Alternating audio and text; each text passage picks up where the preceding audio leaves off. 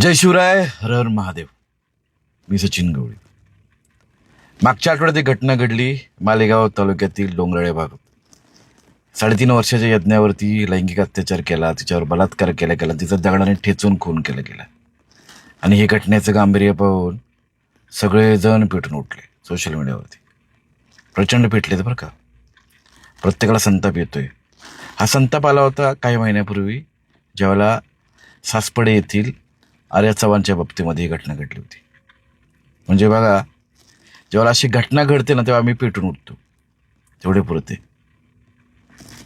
मी काय म्हणतो, ही जी आग आहे ना, ही अशीच आता पेटत ठेवा.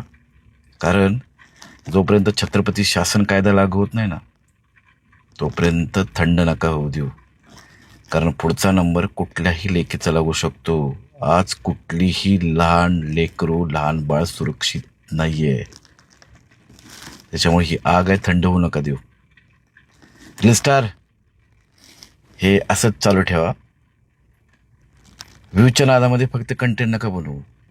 ही आग अशीच चालू ठेवा जोपर्यंत छत्रपती शासन हा कायदा लागू होत नाही तोपर्यंत. असेच पेटत राहा. जय शिवराय, जय शंभूराजे, हर हर महादेव.